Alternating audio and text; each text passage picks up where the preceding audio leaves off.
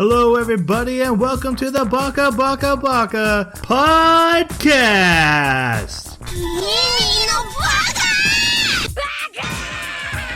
Baka. It's amazing how every time you open your mouth, you prove you're an idiot. Hello, everybody, and welcome to Baka, or should I say Buka, a horror podcast that's about anime that we watch every 2 weeks. We come together like we're a book club. We talk about the anime, and we turn the discussion over to the comment section to further discuss the anime. To do that, I have the help of my co-hosts. Let me introduce them. First off, we have the Samwise to my Shelob, Jeremy. Spider Slayer. Yeah. Heck yeah. Doing pretty good. Kind of exhausted. Too much school and work. School roughing you up? Yeah, it's midterms are happening right now. So, yeah. I will have to say though, the products you're putting out that we've been testing for you, the nice work. Pretty cool. I don't like the fly ones. It's hard. You don't like floater? I suck at it. It's not that bad. But it's not. I suck at bullet hell, and that's what it came across to me. Well, It's not as bad as Stealthy Spider, though, right? I loved Stealthy Spider. So did Cameron, actually. But so the thing is, like, no matter what I think about all these games, I'm just impressed that you created something you could double click on, and it was a game. Like, that just blows my mind. I feel like, yeah, I could definitely see this showing up on game sites like Congregate with those ones. Yeah, like these feel like definitely real games. Yeah. All right. Our other host is the David Arquette to my eight-legged freaks, Jason. I will take that as a compliment. I'm exhausted as well, but that's because soccer season just ended for my youngest, so that means I am done with coaching. But I still have more games for my other two. But so I had a single tear running down my face at the pizza party. It's over. It's over. Well, it's funny. I got more satisfaction out of watching them execute things that I had taught them than I did any scoring they did.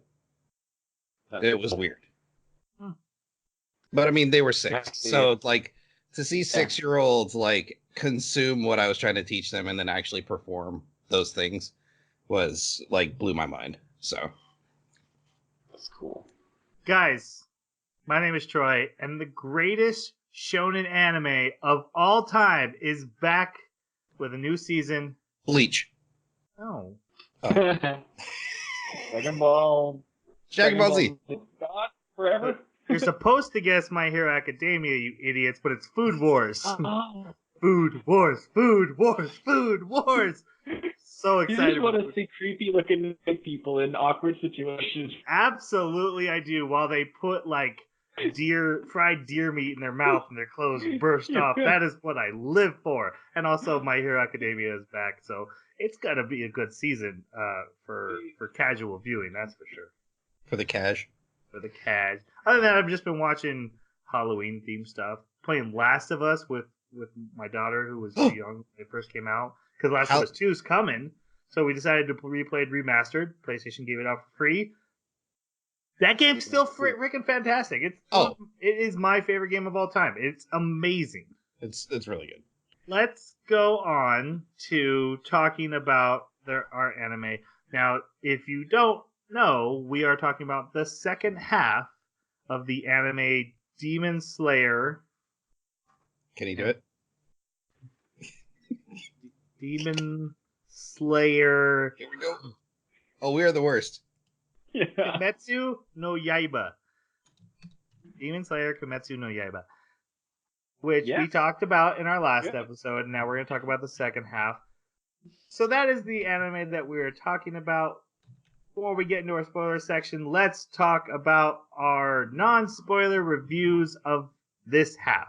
Jeremy, what did you think? I really liked it. One of the issues I had with the previous half was the power scaling, and that he didn't, nothing was ever a real challenge. I think this gave him a real challenge, and it was really satisfying to see.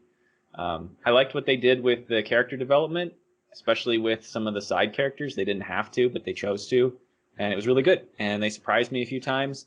It was beautiful as ever, especially the action sequences. Yeah, I really liked it. And Jason, what did you think? Yeah, I really like this anime. I think if I had a critique for it, was the ambiance of the whole thing, or the feeling was a bit drastic, because at one hand you had chibi moments that were really funny and something you'd see in, like, Naruto, but then you've got like horror moments where you would see in like Tokyo Ghoul, where, like, pretty awful. But yeah, tone. That's what I was thinking of, tone. But besides that, all the things that I enjoyed from the first half, I really liked from this half as well. His ability to sympathize, his mission of his sister, all still resonated and were well executed. Yeah, I found I enjoyed this half more. What I found really interesting is that it's really only one story arc, and then kind of dealing with the after effects of it. Whereas in the first half, we had multiple missions and getting into this world. And even though there's really only one big storyline here, we meet a lot more new characters, and we get a lot more of the world lore.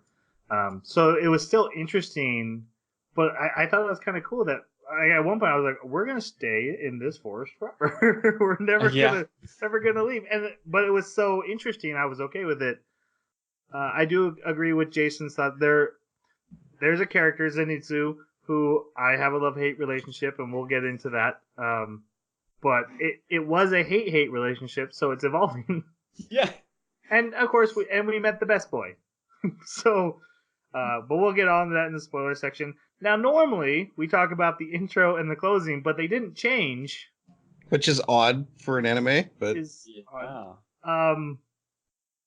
but any new thoughts or any of the secrets that were revealed at the end? Did you guys like? I like the one where the little bird said, "My favorite food is this, but this idiot can't figure it out." I still think the bird talking is a mistake, but nothing new for me. The crow talking is a mistake. The sparrow is a goddess. Was adorable. No, nothing special for me. That's the first time I've seen them retain the music without changing. Almost felt a little bit stale. Almost, you're a little disappointed. Like, oh, I was ready for something new. Exactly. Yeah. Wow me. Come on. But a lot of the payoffs, and it must have changed a little bit, because instead it didn't show the revolving room anymore, and it started showing the spider forest. So I think it evolved. Yeah, right? I honestly was kind of not super paying attention to it because I'd seen it so many times, and now that I'm thinking back to it, I'm like, did I kind of miss something? Oh well, we named the show the way we did for a reason. That's right. Okay, let's then go on to our actual spoiler section. So again, we are starting on episode 14. So if you have not seen from 14 to 26, you will not know what we're talking about. We will be spoiling everything. If you haven't seen this at all, you're not even going to understand where we are in the story. You can reconcile that by going back to our old podcast or just watching the whole anime. Your choice. Or both. It's worth it, actually. Do it. Saved it. Okay. So where we left off was the new character with a boar head, Inosuke, was trying to kill the little sister Nezuko in the box because he knew there was a demon in there, and Zenitsu, the annoying blonde lightning kid, was trying to defend it, and Tanjiro came outside and got pissed at him. So we start right there, and they get in a fight. He breaks the boar's ribs. The boar guy doesn't care. He keeps fighting. I loved how he's like, "Look how flexible I am!" Just in the middle of the fight, bends over backwards, grabs his ankles. Like, look what I can do. Let's praise so bad. But So we have Tanjiro, our main character, and Inosuke fighting. So we need to talk about them first. Tanjiro, our main character, we already have talked about him a lot in our last episode, but in this episode, how did you guys feel about him and what his arc went through? What are your thoughts? I really appreciated that Tanjiro hit a wall where feelings and determination just couldn't win the day. And I think that's one trope that I like seeing broken on a fairly regular basis with a lot of the anime we've been watching. But then it also gave us a window into just how much higher skilled the other, like, higher ranking members are. And again, we usually don't get that in anime. Well, I guess we do, like, say, Bleach, but it was satisfying to watch. Like, here's this guy that cared enough to basically save him and his sister, come and save him again. And I don't know, it was heartwarming. But as far as his character arc and him learning and growing, it felt organic and natural. Unlike the first half, we got one episode of him training in the mountain, and in this one, we got at least 3 episodes of him healing and training and getting to a point where he could go out again. Even though this is much shorter time frame. Right. It really seemed like the whole first half of the season for him. I mean, it's called the coming of age arc, right? So it was this huge, like, let's get him started so we can get him in the story. Power scaling was really bugging me. Here, I totally agree with you. Hitting that wall was beautiful. I kind of still think that he got a little bit too far for my tastes. Like, he was still a little bit too capable in that fight in the Spider Forest, but it's fine. I was really pleased with what they chose to do there. As far as, like, the length of time that was covered and how many episodes, it was okay at first, but then it kind of felt like the power scaling creeped back in at the very end, just because of how capable he became in such a short period of time. Other than that, he was a consistent character. I like that they gave him a little bit more definition as far as, like, what were some of his defining qualities. I forget her name, but one of the Hashiras, Shinazagawa? No, that's the guy. Is it Shinobu, the purple butterfly? Yeah, Shinobu. Yeah. Shinobu, calls out that he's very determined and he can stick with it and everything. And so, like, this is supposed to be a defining quality for him, so it makes sense that he can put that there. And there's other secrets about him that are kind of revealed a little bit, and I'm sure that they're contributing to his accelerated ability to pick things up and to learn. But yeah, he just seemed like a good constant. Like, he kind of took a little bit of a, I mean, I don't know if I want to say a backseat to some of the other characters, but he didn't have as much of the dominance of the story as he did in the first half, by far. Yeah, it's kind of interesting that they've made this decision, like, he's going to be part of a trio. I mean, we're going to keep this trio together. We have the determined guy, the wimp, and the idiot, and they're all going to go always together. But I think I'm also okay with that. I really do still enjoy Tanjiro and his arc. One thing, and Jeremy, you know this, I don't agree about the power scaling. I think it's hard because the whole premise of this anime is if you breathe, you get your powers multiplied, which is basically like everyone in this anime has a Kaioken. That has no cost. You just literally have to breathe, and as long as you don't do it wrong, you get super Kaioken. And then or for too long, you can literally Kaioken permanently. You can teach yourself the Kaioken all the time. And for those who don't know Dragon Ball Z lore, Kaioken was a move Goku learned that was basically like this is my power times 2 now, or times 3. Or times 10. So when Tanjiro's losing a fight, and then suddenly he breathed, and it's like, okay, now, however strong he was, now that's been multiplied. So did we ever see him before? And I was thinking about this. Did we ever see him before actually reach his actual limit of his actual training in the forest? And I'm not sure we did until this Spider Forest arc. But I really like the training they put him through. I like that he went through 2.5 years to get good at this. And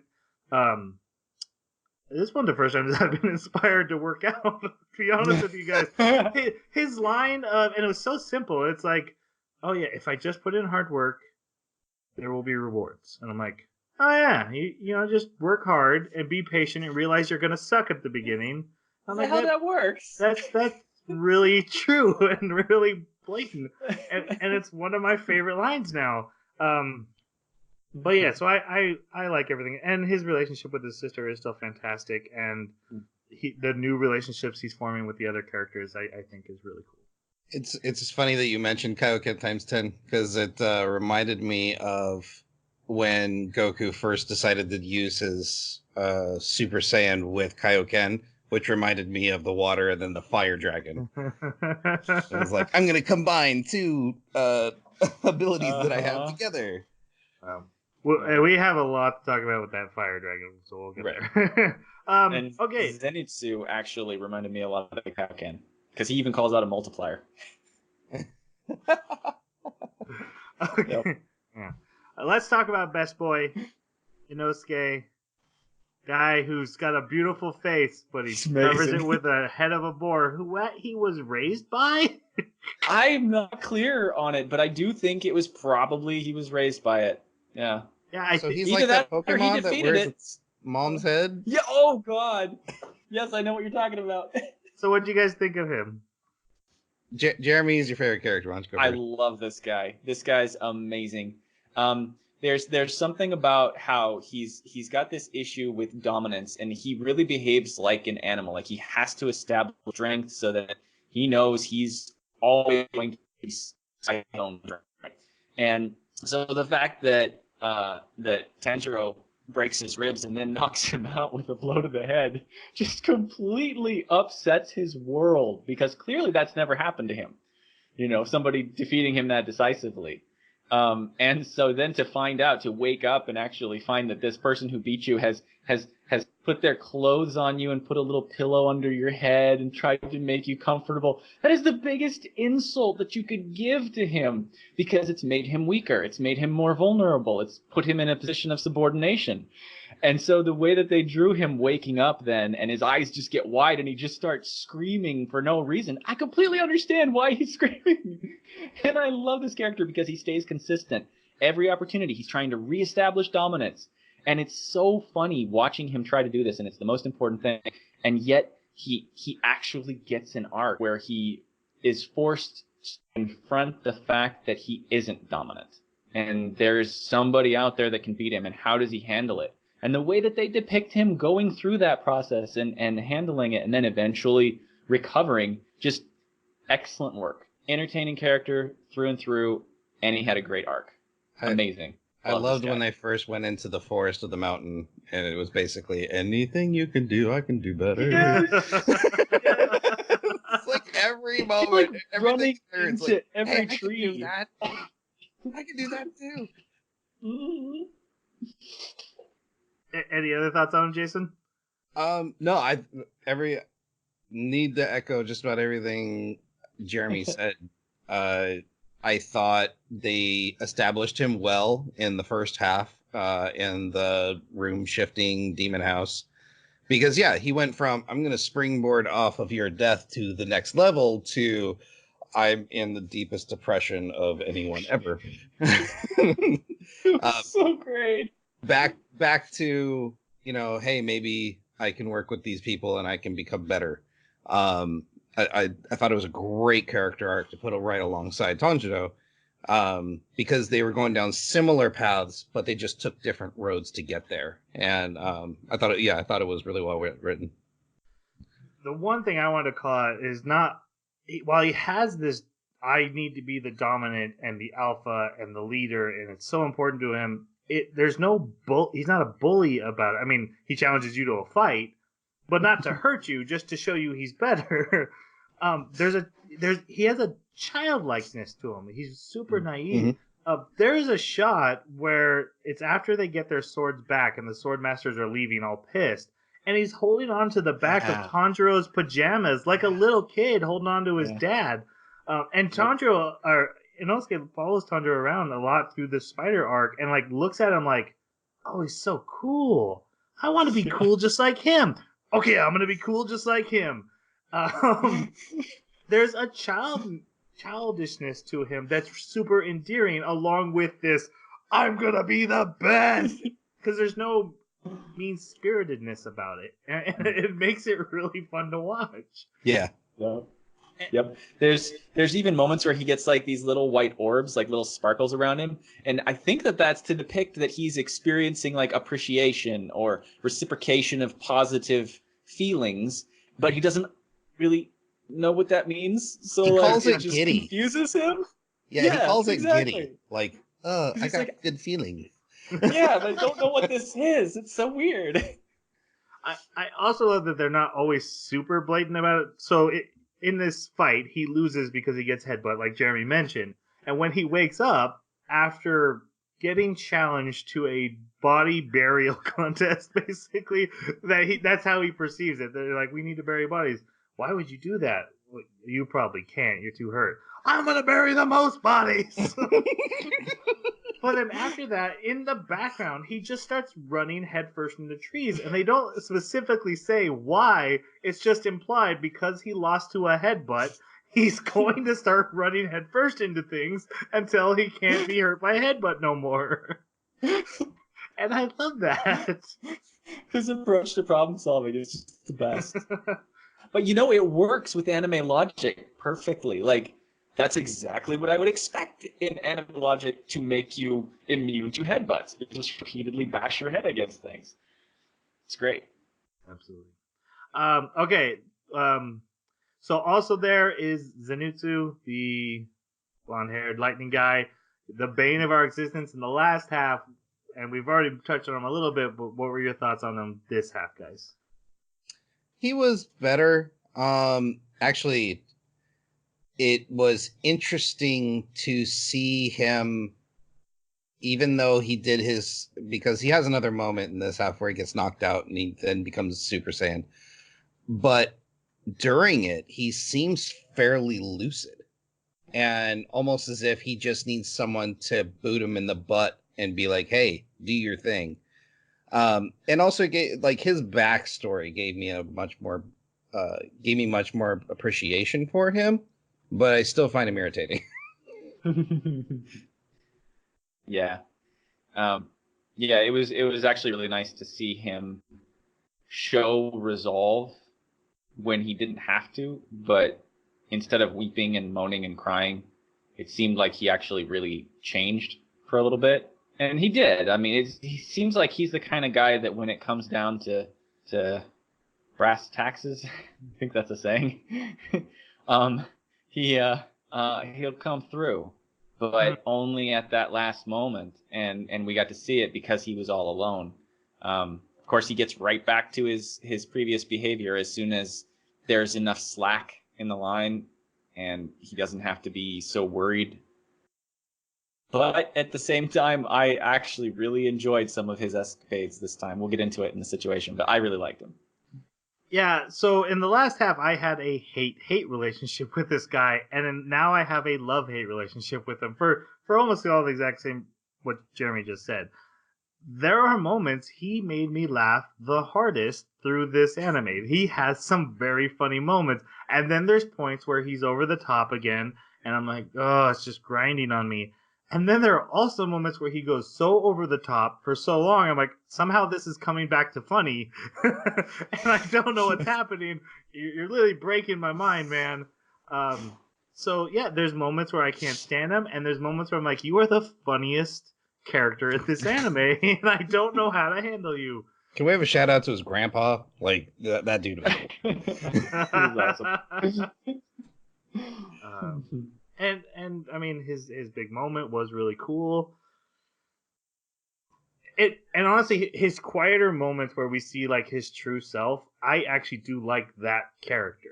Yeah. I do think that is a really good fit for this anime. It's a really interesting character to look at. It's just like when he's whining about taking medicine for the third minute in a row, and I'm like, oh, okay. Yeah, the reluctant hero part is really well done, I think.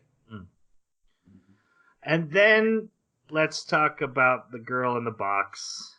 What's in the box? It's Nezuko. It's tiny Nezuko. What? Oh my man. god, that was adorable. That was great. I mean, I saw in the chat, Troy called it out. I have seen the Nezuko run, and it was glorious. I was like, what is he talking about? And then I knew. And it was glorious. Like, as soon as it happens, I was like, oh, this is a thing. This is a meme everywhere. I already know it is. What did you guys think of her? She didn't get nearly as much screen time in this half, but any thoughts on her? I was really hoping that the anime would go a little more towards making Nezuko and Tanjiro a fighting duo instead of him just protecting her all the time.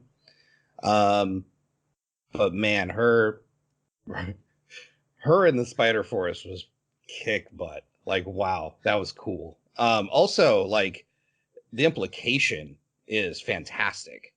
Like, there's some really untapped potential here that we just don't know about. But I did like the theme that they stuck with, and I like their relationship. And of course, Zenitsu has still crushing on her. But yeah, I liked her. I think they're actually headed towards exactly what you were describing as like them being a fighting duo. And I look forward to that. That's going to be really cool. I like the selection that they made as far as her powers go, because it's something that costs her greatly. You know, all these other demons that we've seen what their blood magic is, it doesn't always seem like it costs them. Sometimes it seems like it's just kind of whatever they want to use their magic for, it just works. But with her, because of her healing, just how difficult it is for her to heal, the selection of blood magic is really good. It means that it's actually going to matter when she uses it. Mm-hmm. But yeah, she really took a back seat this time. She was barely out at all. I mean, but she does have her biggest moment, and their relationship is such a defining moment in the biggest battle of this anime. That is the reason I really felt like I needed to include her in our notes to talk about her, because their familial bond is literally the only reason they have a chance in their fight, and it's really interesting. And like I said, I love that she got a power. I wasn't sure they were going to do that. I thought she was going to keep getting. She got a power, and like I said, it cost her. And because of her healing power, it's like our ace up our sleeve, but we can only use it once, and then we're screwed. Yep. So it'll be interesting. After cleaning up all the mess of the mansion arc, they are told to go down the mountain and heal up, and they find out there's this family with the Wisteria crest that basically was saved by demon slayers at one point, and have devoted their entire family fortune to being an aid to the demon slayers. So they go to this mansion and they get to rest, and one of my favorite shots in the entire arc is while they're eating, and Inosuke reaches over and starts grabbing Tanjiro's food and shoving it in his mouth, and the smile he gets is he's just so happy, like, you want to fight me? I just stole your shrimp tempura. You want to fight me? And then Tanjiro's like, oh, you're hungry. You can have some more. And he's just like, no! That's not what I wanted. Beautiful dynamic. And then they go into the room, and Zenitsu's finally asked, like, okay, what's in the box? We know you have a demon in the box. Why do you have a demon in the box? And they do this like slow horror thing of the box slowly opening, and Zenitsu starts running around and freaking out. And I was getting really annoyed with him. And then Inosuke kicks him. He falls down in front of the box, and the box finishes opening. And instead of screaming, he just lets out this whimper. And I laughed so hard. It's so, like, he lost everything he had left in fear, and there was nothing left but unintelligible. It was so funny. Yeah. I love that Inosuke this entire time has just been laying down. And while a demon girl is coming out the box, he's like, how did I get this guy to fight me the first time? I'm too tired. I can't remember. I give up. Even though it's right there. Yep. So yeah, definitely some comedy beats here that got me. And then when Zenitsu sees what's in the box, he flips out. So something we learned about Zenitsu is that he loves pretty girls, and if you are not taking advantage of having a pretty girl with you at every possible moment, you are a waste of life, and you should die. He literally pulls out his sword to kill Tanjiro for not having a pretty girl by his side and keeping her in a box, not even knowing it's his sister. Like just like that is a waste, and you deserve death for that waste. A little creepy, but all right. Yeah, those were some good scenes. Yeah, they get all healed up. Yeah, he's in love with her now. They're fully healed. There's actual doctor that proclaims them healed. The broken leg is now healed. The broken ribs are now healed. Then the crow shows up with a new mission for all three of them, and they head out after a good luck ceremony that Inosuke doesn't understand because he doesn't understand anything. Oh, real quickly though, the old lady that's taking care of him, like Inosuke is convinced is like supernatural. Yep. Oh no, that's right. Then Zenitsu. Zenitsu is like, like it's a monster. How did she get to this room? She's so fast. Inosuke has a special relationship with her because I don't think anyone's ever taken care of him before. Right. And it's really affecting him. Like, she's bringing me food, she's bringing me clothes, and he's feeling a feeling he's never had before. And even when they leave, she says something like, I forget what it is. It's like, live your best life or do moments you're proud of. He's like, I don't understand what she's talking about. And they're like, well, that's because you're an idiot. And he's like, no, please, I need to understand this. Fight me. Fight me.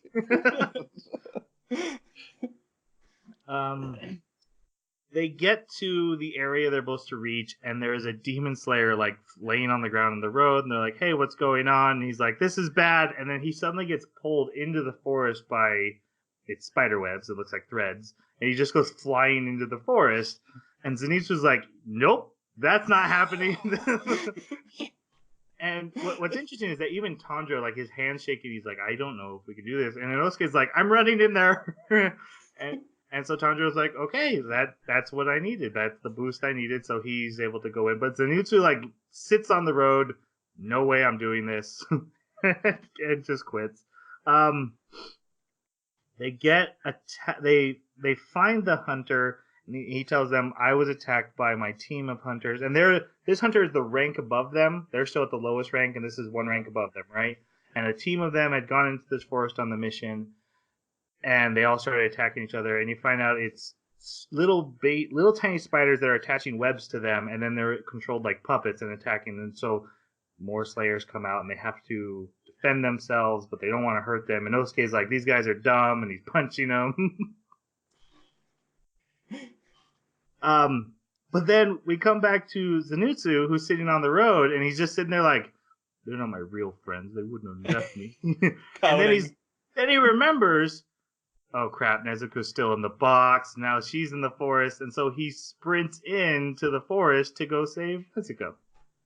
More to yell at Tanjiro for taking her in there. Exactly.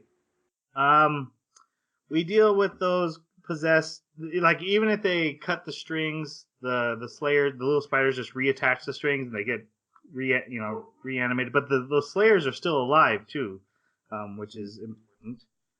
Yeah, they actually have some really good tragedy scenes because of the Slayers being alive. I appreciated that. It gave it some gravity.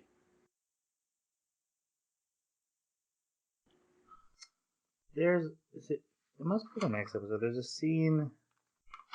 scene where the two of the best of the Demon Slayers are sent to this mission. They're basically like, hey, we're finding out the other Demon Slayers we've sent are outclassed.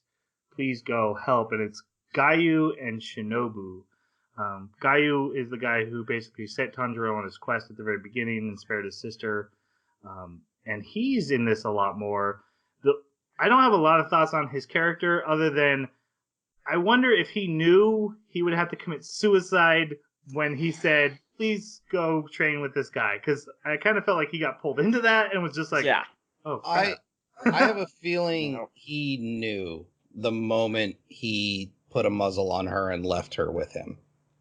That's I possible. think he because doesn't knew. react to it. Well, he knew at that very moment. I think this is my theory, is that when he put the muzzle on her, he knew he was breaking code. He knew he was letting his emotions rule him at that moment, and that he had the risk, and he was putting his trust in this boy to not let her hurt anybody. Did And he then, seem like he had a different behavior, like character? No, not to Really? me. He did to me. The first time that we saw him, he was a lot more expressive, and I mean, he was yelling at Tanjiro. He was correcting him. He was really involving himself in a situation he didn't have to involve himself in. The way he behaved when we saw him this time, he was like, just very standoffish with everybody and just there for whatever job he was supposed to fulfill.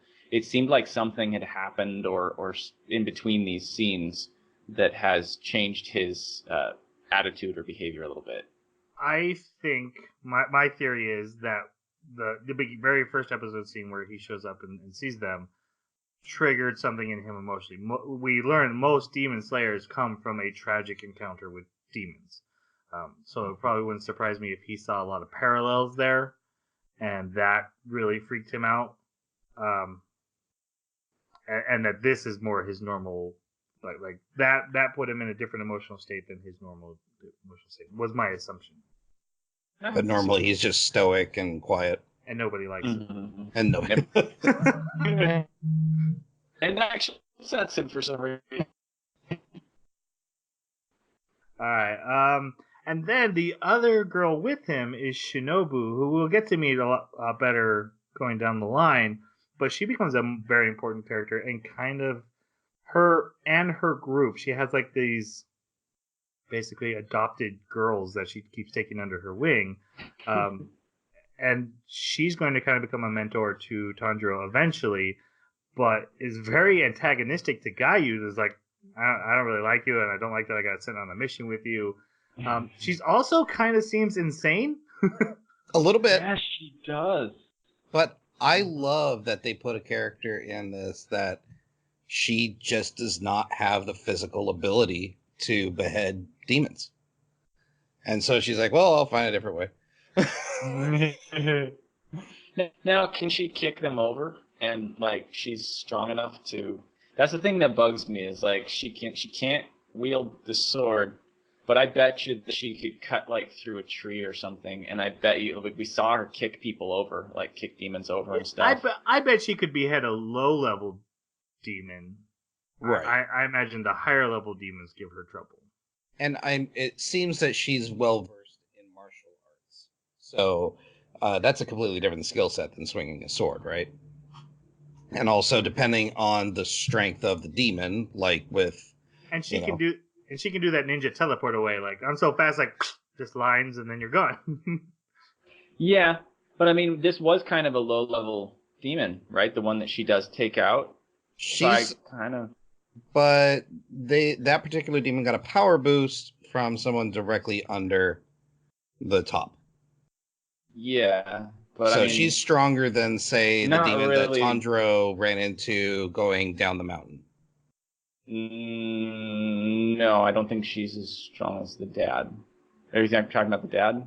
No, so like in talking about the sister. last half, when they ran into that first demon that had just got that family. Oh yeah, no, yeah, she's definitely stronger than like a baby demon, we could say. Right. But yeah, I mean, I don't know. I guess I'm thinking that like because the Ashira's face like the upper 12 and they can take them on, and sometimes those are like the only ones that can kill them. But we see how easily they can dispatch of like lower 12 number 5, and so it seems like somebody that's empowered by lower 12 number 5 would be weak enough that they shouldn't have any trouble with it. But either way, I don't know. I guess it just seems like the way that she's able to kick and punch and everything, I have a hard time believing that she's believing that she can't chop their heads off. And maybe she could now. Maybe when she started, that was a problem. So she just took this route in training and like, okay, this is how I'm going to do things. My issue was, okay, if you have something that kills them this effectively, because when you cut off, everyone have this? because when you cut off their heads, there's still a lot of danger, and it's really hard to do that, and it's not super effective. If you have a thing we could just literally poke them and we win, please share. Please put it in like bullets or something. Can we put that on arrow tips, please? Yeah. That was my only thought. Like, can we mass produce this? And also, it's the very common wisteria plant that we know is super repellent. She can't be the only one who thought of that. Yeah, just my thought. She did seem crazy though. I did like her in her flashback how different she was, and that now we see that she's acting like somebody else because that person is gone and trying to fill that role. And it makes her insane. Yes. Yes, it does.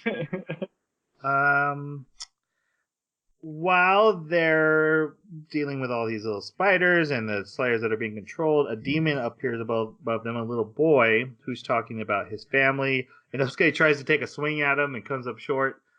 This, we find out, is actually a very important demon. You're supposed to not think he is because he's talking about his mother and his father, and you're like, this is like a low level. The baby. Yeah, but he's not. This is our big villain for this arc, Rui, the demon. What are your guys' thoughts on him? Really, God, man. The writers of this show are doing really well with writing characters, and this is just another really great written villain.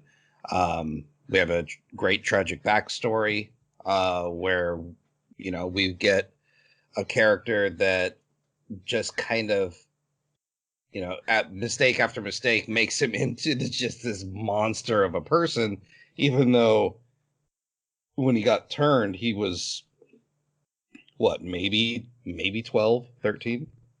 Mm-hmm. And so, and then his twisted actions to basically get his family back is what made him go down this road. Real quick, and so I actually really enjoyed this particular villain. Real quickly though, I loved how Inosuke turns his swords like pointed down the ground. He starts trying to stab the tiny spiders. Yes. He knows how to deal with problems, and that's how he's gonna deal with them. If brute force doesn't solve your problem, you're probably not using enough. That's right. All right. Yeah, Jeremy, what do you think? Was there, I remember in a conversation with him, he was talking about being around for decades. You guys remember that? Rui said something about being around for decades. So Rui's never grown out of being 12, so they freeze. Demons freeze at the age that they get turned into demons. Yeah, they're like vampires. That is very interesting. Okay. Nope. I liked it. Pretty much echo everything Jason said. It's good. Rui was interesting. Yeah, a really good villain to hold up enough weight to carry a whole arc. And then, to find out that he had a tragic backstory. So even though he's been just the worst, then again, like, oh, now I sympathize with you again. Dang it, show, you did it to me again. He brings a lot of flashbacks, which is probably my least favorite thing about shonens. There's a lot of flashbacks in this arc. But other than that, I really liked everything he brought. He was threatening. He's threatening because he's like literally cutting his family members in pieces just because he's slightly irritated with them. Go away, you're in 5 pieces. Or he wants them to look a particular way, so he literally forcibly makes them look that way. The scene where he's making the girl into his family is like just one thing left and starts ripping her face off. I was like, oh my, I forgot how horrifying this anime gets them. Yeah, because we go, Inosuke wondering how can I get him to fight me too. Right. Yep. From chibi to horror. Yeah.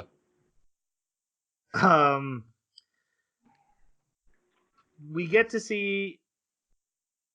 Yeah, Inosuke use his power. So we have super smell and super hearing, and then Inosuke's is Super Sense? body. super sense. He like It's got to be super body because he's like sixth sense, feeling vibrations or something like that. yeah. So I was wondering if it was touch. Is it, or is it just like animal instinct sense? Like I can sense an enemy in that direction. He called it animal sense. He did. So But they never explained how it worked, because like he literally like gets low on the ground, and braces himself, and then like ripples go out from him, and then he just knows where it is. yeah, it's got to be touch.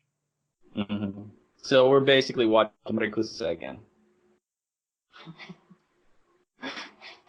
Okay, Everybody's a sense, one of the 5 senses. not the same. It's different. Totally different. the same. We just really good at linking our animes together somehow as we go along, completely by accident. The anime segue. Yeah. So the puppet master is mother of the spider family, and Rui confronts her and is basically like, "Don't mess up, or else."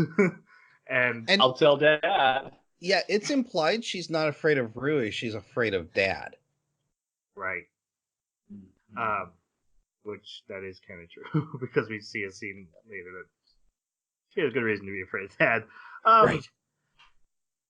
So Tanjiro and Inosuke go after her while that other Slayer stays behind to deal with his friends, and she throws more Slayers at them, and Tanjiro comes up with the idea like, if we throw them up in the trees, the strings controlling them will get all tangled and they won't be able to do anything. So he throws one up, and Inosuke's like, I can do that too, and he starts throwing his up. But the mother freaks out about that she snaps their necks of all those Slayers, just like, and that was rough. That pisses Tanjiro off a lot. He does not like it when you kill senselessly. That's kind of his. Well, I think, and it got to me because it was like the girl was unharmed. She just was being controlled, and then the other guy, like his limbs were in just grotesque angles because of just how broken he was, and begging for death. And then like as soon as the strings don't have a use for her anymore, instead of just like letting them go or grabbing new puppets, no, she just murders them all. It was like, oh. She then sends. Well, they're not really sympathetic characters. Like, I mean, they are, but they aren't at the same time. Like the demons, because there's no bloodlust affecting her right now. It's entirely just fear for her own safety. She's willing to senselessly kill these people. Yeah, I think an honest complaint I do have about this is how the demons are portrayed in like all different ranges.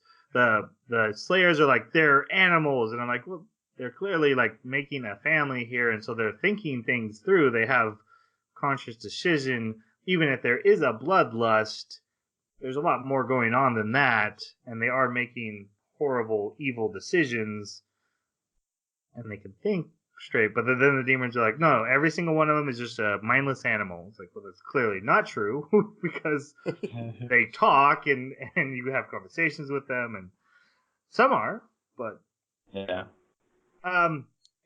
One of her new puppets she uses is a headless body with arm blades. Yes. That she just had laying around, I guess. And it looks like it was a demon too. I was wondering if it was one of the people that was being transformed, but I guess they all turned into the baby heads. Little baby heads. Yeah. I'm not sure if this was basically like the body of a headless demon that who knows where the head is, but. Right. Inosuke is able to kill this or defeat this thanks to Tanjiro giving him like basically an assist. Jump off my back and you'll be able to do it. And then as soon as he gets done, he's like, well, I want to do an assist. And so he grabs Tanjiro and he throws him, and he throws Tanjiro right at Mother, and she sees him coming and she starts panicking, and she's like, you know what? No, dying sounds pretty awesome, and just kind of lets it happen. Yeah. And he switches forms mid-flight because he was about to do just a really strong strike, and he saw her shift and change, And so he was like, you know what? I think I'm going to use this other form. And apparently she didn't feel a thing. Right. She said it was like a cleansing rain coming down on her, and it was all peaceful and nice. Yeah. Mm-hmm. I did think it was really interesting that character wasn't even like, she didn't look anything like that. Her entire physical form was different. She was like a little girl with pigtails or something. Yes. And in one of the scenes, it Roy's like, "You take your form back. You put your form back on." And she changes into this big voluptuous mother again. And it's like, whoa, what is this weird form power that they have to transform? So weird. So then we get the next episode is basically Zenitsu's battle, and he has to fight. He comes across a demon that's an all spider body with a human head, and to be honest, that's the least threatening version of a spider human hybrid I've ever seen. I know. Like you took No away the thanks. scariest part of the spider, and you just added like a teenager's face on it, and I'm like Father is the exact opposite, all human body, spider face, very scary to look at. This, I was like, I think you ran out of ideas. There are some great moments though, because the whole thing is he sees this baby head on spider legs, and he runs away from it into the area of this demon, who comes down and is like, "Hey, by the way, we've already bit you. In 30 minutes, you're gonna, turn into one of us. You're gonna turn into one of those baby spider things." And Zenitsu does his normal freaking out thing, and the demon's trying to explain to him, and Zenitsu like turns around and is like, "I am not talking to you." Yes, I loved this. And again, that made me laugh. The whole freak out, I'm like, yeah, freaking out. And then I am not talking to you. And then he climbs a tree, and the spider's like, what are you doing? And he's like, I'm hiding in a tree, leave me alone. We then get Zenitsu's big flashback, which is where we learn he was trained by his grandfather, because after a failed marriage attempt, he was in super debt, and the grandfather paid for it with the sake that he would teach him how to be a demon slayer. So his grandfather has forced him into this. And now, it's not his real grandfather, though. He just calls him Gramps? Okay. Yeah. And he had black hair until he got actually hit by lightning. In a tree. That seems a little weird, because he was getting emotional. I'm like, oh, is he summoning lightning? Which we've had that discussion, like, is the magic effects of their attacks real? Whenever I see the lightning one, I'm like, I think it is. And whenever I see the water one, I'm like, I think it's not. And I still can't decide. Oh, I think we know now. Because remember when Tanjiro and Inosuke are walking along the river, and they go, "Did you hear that thunderclap?" And right. Yep. He says that. And he and says, I can smell lightning. He did say that. It is interesting because when is it Gayu? When he uses his water abilities, there's no wetness left over. So I think it's inconsistent at best. Yeah. Maybe it's just Zenitsu's ability. Maybe nobody else's manifests the way it looks. It's weird. So to jump back to the flashback, I thought he was summoning the lightning, but then afterwards I'm like, I think he just accidentally got hit by lightning, which turns his hair yellow. And I love how he continually tries to run away from the training, and Gramps has to keep grabbing him. And the point of the flashback is to learn that he was being taught the lightning forms, and he's like, I can't do them. And the Gramps is like, yep, I'm just going to teach you one. And you're going to do that one so well, you will perfect it and be the best one at that one ever. Yeah. So Zenitsu does his thing. He freaks out so much he passes out, and then he becomes a super awesome fighter. But the spider calls out, you keep trying to do the same attack, and so I'm clearly going to win this. You can't. And then nope. Zenitsu's just like, nope, you're all dead. But then he's laying on this house that's suspended in the air by the spider webs where this spider lived. on top of it, and the poison's taking over. I actually thought it was like, oh, okay, he saved himself, but nope. They're like, no, the poison is still happening. So he slows down his breathing, which is the concentration, right?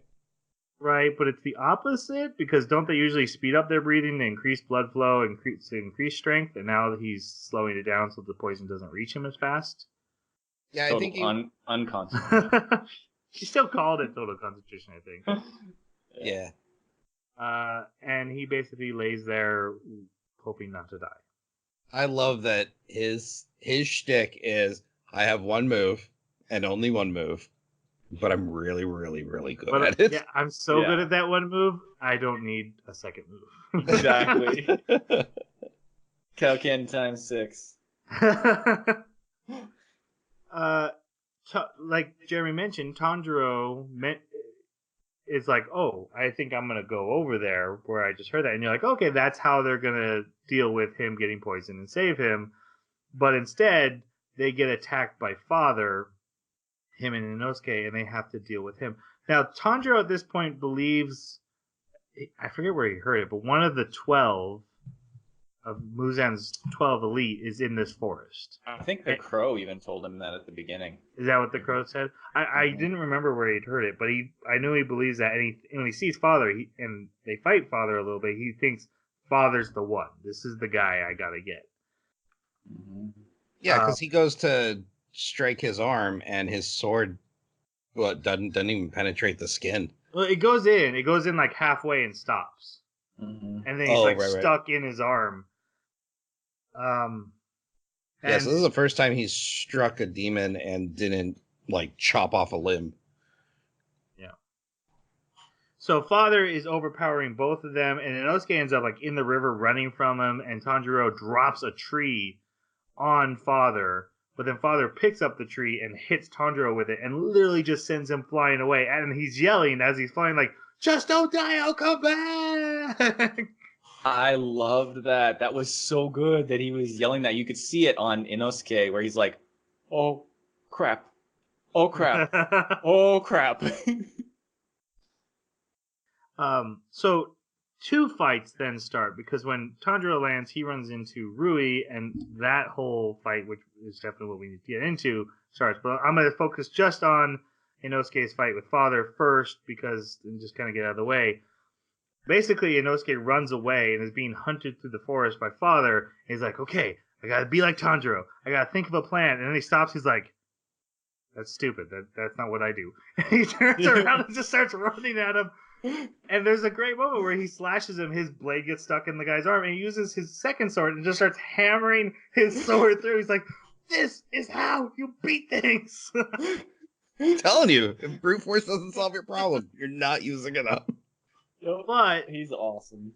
But he does. Oh, Father runs away after this, and when he finds Father again, Father takes a new form, like a stronger, harder form, and then just beats the crap out of Inosuke. Inosuke's like, nope, I'm gonna win. I know I'm gonna win, and he loses. And literally gets his head crushed in this guy's hands. And I was wondering, like, is he gonna flip out of the mask? And nope, blood starts gushing out of the nose and the ears.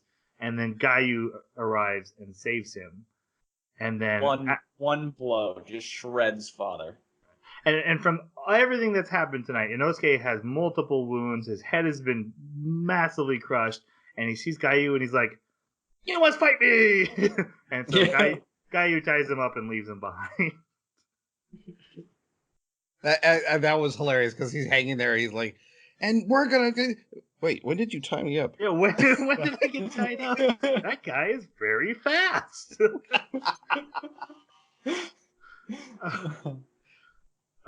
So yeah, Tanjiro lands at Rui, and when he gets there, Rui is punishing Sister by like slashing her a little bit. He's like, "You didn't do well," and Tanjiro's like, "That's not right."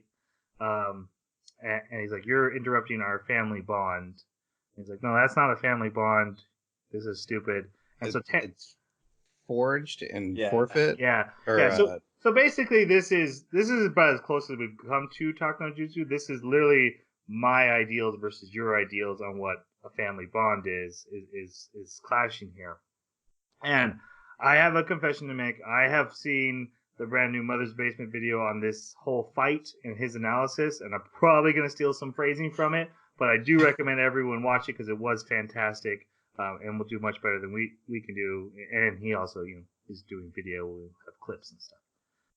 But Tanjiro gets attacked by Rui. At first he's able to dodge. He's doing okay. He's getting cut a little bit, and then there's this huge, and his sword gets broken right away, right? Pretty Not quickly, right away. yeah. Yeah, it takes a little bit, but he thinks he can swing through one of the threads, and it doesn't work.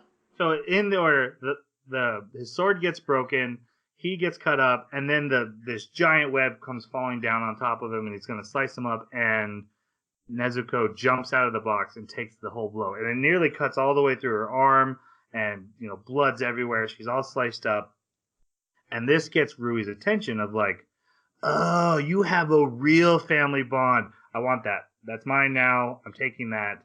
Yeah. And his whole thing is like, look, just give me your sister, and I'll call this off. Yeah, you can walk away alive. It melted, not melted, but my heart went out to them when he's like trying to get her arm to reattach. And he's like, why aren't you healing faster? And I'm like, I'm feeling it. I'm going, oh God, Rui's getting closer. Heal. Tanjiro attacks, but Rui just pulls Nezuko to him. He's already attached her with spider webs. He's like, see, do you see how strong I am? I could literally just take what I want. She scratches him in the face, and then he makes Tanjiro back off. And then when Tanjiro comes, after Tanjiro dodges, he looks up, and Nezuko's now tied up in the trees, bleeding from every place where the threads are cutting her. And Rui's like, I'll have to train her, obviously. I'm going to have to teach her how to be a part of my family. Didn't her blood land on his stub of a sword, too? Like, as it fell in front of him? I think it lands on his sword. I think so. It definitely was, like spilling all in front of him in large... You know what it did? Yeah, it did land on his sword. I think it matters because of what happens later. Yes. No matter what, her blood does get on his sword, though. So that is important. And then she passes out. She falls asleep like she does to go into her healing state. And Rui reveals he is one of the 12. He's the 12 that's on the mountain. He's a lower 5. And I was wondering, like, what the hell does lower 5 mean? And we do find out at the end. There's the higher 6 and then the lower 6. Yeah, you don't want to be part of the lower 6. Yeah. So you're not 7, 8, 9, 10, 11, 12. You're lower 1, 2, 3, 4, 5, 6. I hate the bad guys ranking system. I'll be honest. Yeah, I would think 1 would be best. Yep.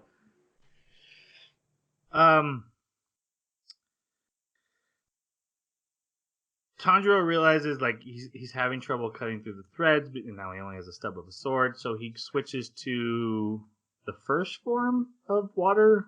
But it's basically like every step he's getting better at cutting and making his way towards this attack. Yeah, because he gathers momentum and it adds to his strength. Right. And then Rui just pours his own blood into the strings, making them strong, and literally surrounds Tanjiro in these webs. And Tanjiro has this, I'm going to lose. I'm going to die here. I cannot do this. And then he has the shonen anime flashback that he needed. But this is a really important scene because we were talking about, like, what is up with this guy. We see his father, who has the exact same scar on his head, has the exact same earrings, which we know are super important because the main villain of this anime is like, those frickin' earrings again.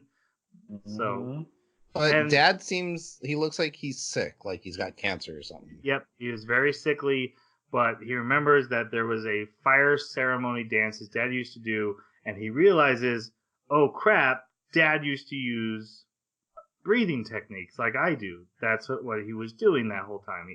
And so Tanjiro switches his breath from the water to the fire.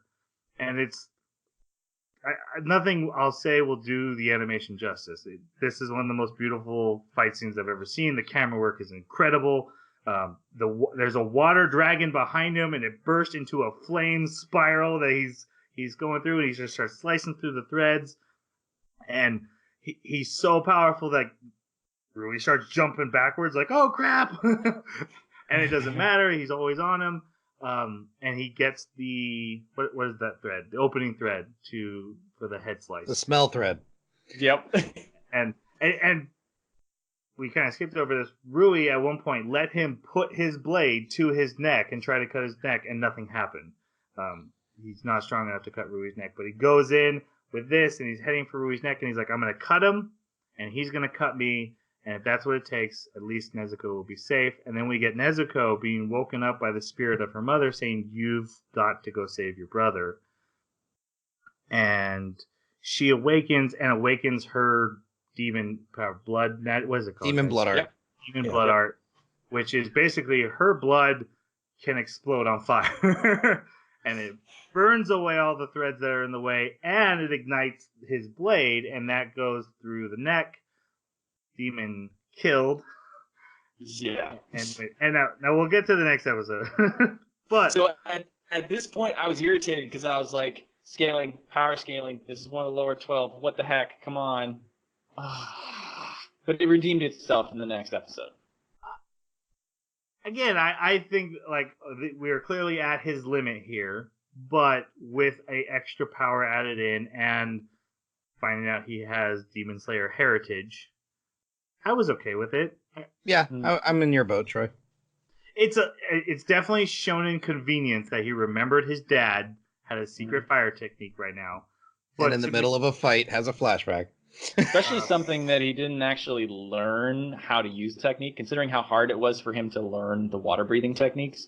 To just see his dad do a dance and then go, oh, he's using a breath technique. I know what that is. I know how to do it. He does He does know the dance because it showed him practicing the dance with Nezuko with the little tree branch. He has done the dance before. He just didn't know how to do the breathing, and so I'm okay with it. It is very shonen, but I think it's better than this is the moment I go Super Saiyan. Yeah.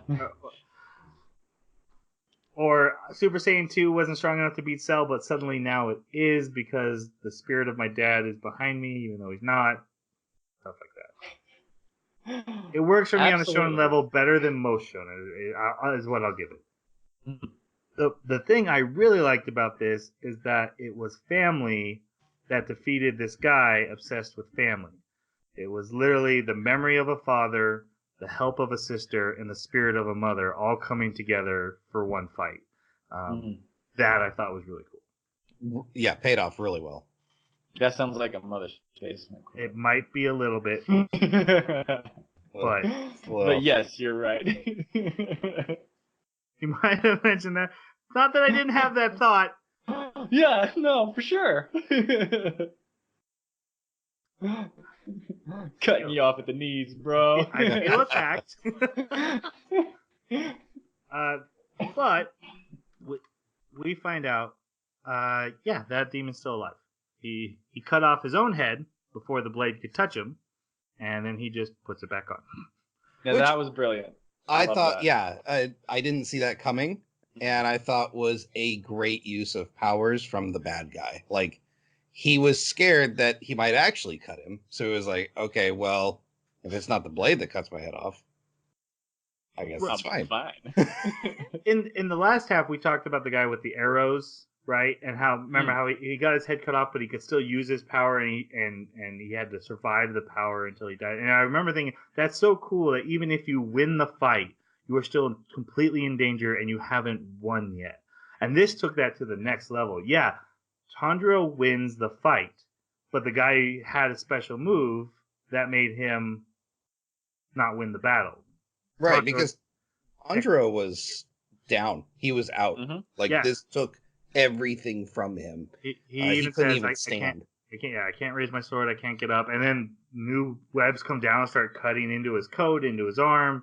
He starts bleeding again. And then he gets rescued by Gayu, who we find out has an 11th form of water that can basically its ultimate defense.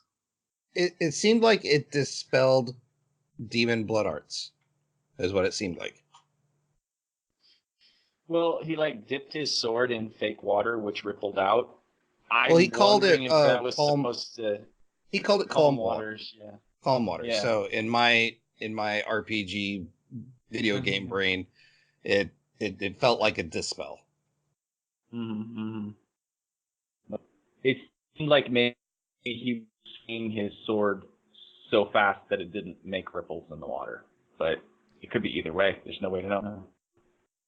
Well, yeah, we're not writers of the show, but I had no idea what was going on. I'm like, okay, well, he has a really cool, powerful move where he doesn't move and he wins. Well, really no, didn't even know.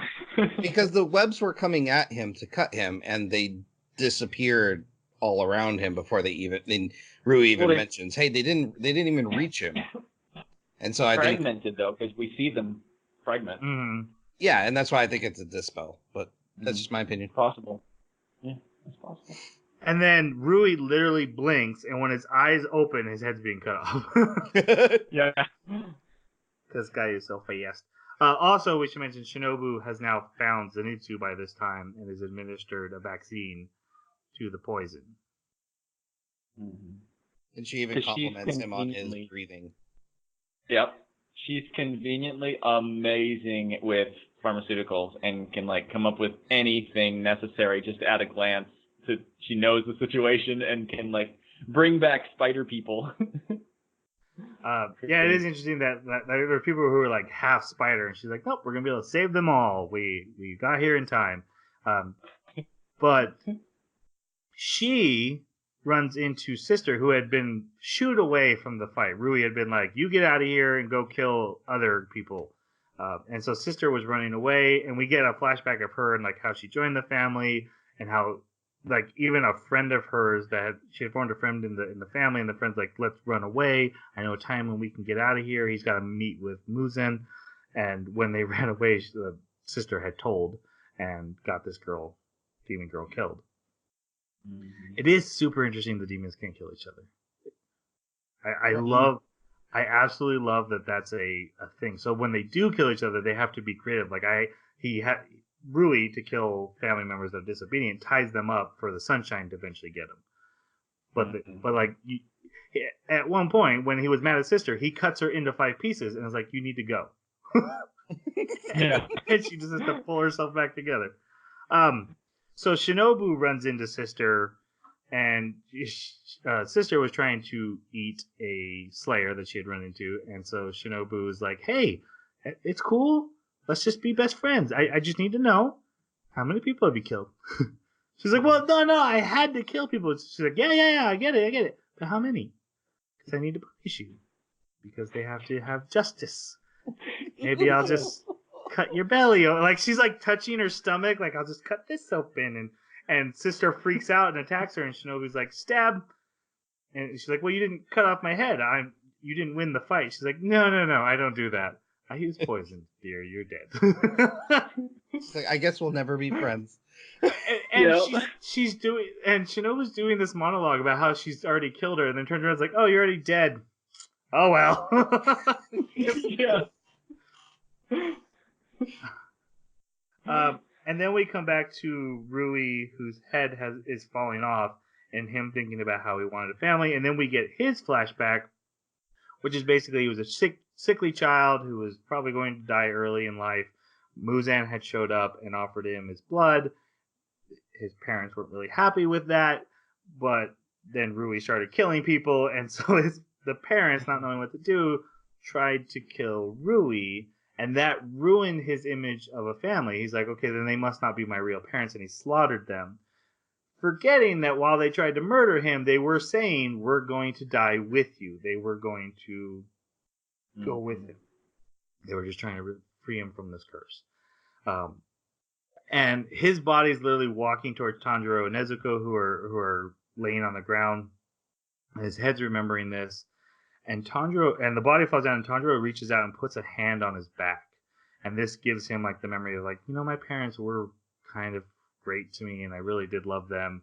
And honestly, the fight with Rui got me emotional about family. Like, I didn't expect the emotional resonance. I've seen gifs of it. I knew it existed. It's one of the reasons I picked this anime, but I didn't expect the emotional resonance. This scene almost made me cry as a parent because he's saying, "Man, I wish I could see my parents, but I'm a demon and I've got to go to hell." And then the spirits of his parents show up beside him. It's like, it doesn't matter where you're going, where your parents were going with you. I was like, oh my god, that's so emotional, and I almost cried. Aw. I'm a big, strong man. That loves cartoon. No, anime. Well, it kind of also frustrated me though, because I'm like, oh, flashbacks, and then after the flashback, I'm like, oh, flashbacks. and then of course Tanjiro doing his sympathy thing, telling Gayu to get off of him. Guy who walks up, he's like, "Why are you being nice to the demon? That's dumb. Don't do that. They're the worst." And Tanjiro's like, "Yeah, they're the worst, and I'll kill them without question. But dude, they were people, man." Yeah. As he's hugging his demon sister. Yeah. Which There was go ahead. Okay. There was one thing that was really interesting about this for me. I thought it was really cool was that Rui said, "I will not let those. No, I'm dead, but I'm gonna kill them before I die completely." But as you said, he started those memories, and so his body, instead of going to kill him the way that like the arrow eye guy did, he wound up just losing himself. That was pretty cool too. I completely agree with the other guy. If you have this much sympathy, there's a very high probability that you're going to hesitate at a key moment, and it will cost you and whoever you're protecting your lives. That's the one criticism I have for Tanjiro's ever-present sympathy is that I doubt that he will never hesitate. At some point he'll hesitate, and it will be costly. I mean, I'd like to disagree, but I think the anime has pointed out that is his kind of his weakness, right? Yeah. His trainer literally called that out. You can't hesitate, and I don't think for a moment so far he has hesitated, except for the very first demon. Right? And he hit the head on the tree. He didn't know what to do, and he hesitated. But I have no qualms with him after the fact having compassion. Absolutely. I think it's a great touch. One other thing that I thought of, I was actually reflecting on that first demon the other day, and what good would it have done for him to use that rock on the demon's head? It wouldn't have. Yeah. So what was Sensei doing at that point? It wasn't about whether he was going to murder the... It was about intent. That's right. Yeah, exactly. It was about action. Yeah. It cracked me up so bad when I realized that, because he's just standing there all day watching Tanjiro just to see what's this kid gonna do, or all night I should say, because it didn't matter what he did until the sun came up. This demon wasn't dying. So it was just more of like, what are you gonna do? How are you gonna solve this? Like, you're not. He might have actually freed him from the tree if he tried to smash him. He might have put him in bits and fall down and put himself back together. Mm-hmm. That's true. Yeah. It's really interesting that they have this quick little exchange, because right after Shinobu shows up and starts attacking, and Gayu defends. She's trying to get to Nezuko because she sees, oh, there's a demon, time to go in for the kill, and Gayu has to like defend her off, and she's like, wait a minute, what are you doing? You're not supposed to do that. This is why nobody likes you. I love how crazy and calm she gets in this moment. It's a little scary. Also, so Gayu's not much of a personality. He's like the most stoic guy ever. And she's like, nobody likes you. And he's like, some people like me. And Tanjiro's behind him like, that's your defense? That's what you're going to respond? It's hilarious. So then we go into the greatest, cutest thing you've ever seen in your life. Gayu's like, you guys need to run. I will stall her. Another demon hunter, also with a butterfly hair clip that looks very similar to Shinobu, starts chasing them. and she knocks Tanjiro down. She kicks him into the ground on the head so hard. He stops her the first time, but she kicks him so hard his jaw breaks when he hits the ground. Well, and also like what the first time he defended her, he's like, "Can you get up and run?" And because Tanjiro couldn't get up from just finishing off Rui, and he's like, actually, second thought, even if you can't get up, you need to get up anyways. Yeah. So Tanjiro's in a world of pain running with Nezuko. So Nezuko starts running now, and this demon hunter starts going after her, and the demon hunter goes for the head cut off, and Nezuko shrinks into tiny little child size and starts running through the forest, and it's And her arms out. Oh my gosh. I just watched it on repeat all day. It was really funny. I expected the song Shooting Stars to start playing. She just kind of like runs off over the sun and But the girl that's attacking her, like, even mentions, like, this demon's not attacking back. yeah, she's just running away. That's odd. And Gayu catches Shinobu in a headlock. Which is hilarious. She gets real pissy about it, but he's like, nope, not letting you go. And then eventually a crow arrives and says, okay, do not kill them. Arrest Tanjiro and Nezuko. They're to be arrested and taken back to headquarters. And that's what ends up happening. When did she get 007 shoes where she had a knife in the back in the heel? Oh my god. And Gayu did not expect that. You saw his face. Oh crap. They find Inosuke tied up, and poor Zenitsu is wrapped up like a mummy to be carried back for treatment. Oh yeah, this is when we find out that the Demon Slayer Corps has like cleanup crew. Yeah, and, like a Men in Black cleanup crew. Yeah. Yes, they do. And then Tanjiro wakes up and he's at the headquarters, and there's all these colorful characters standing around him. One very flamboyant as well. One is super flamboyant. Super He will do things the most flamboyant way. I don't know if he even knows what it means or if he just really loves the word.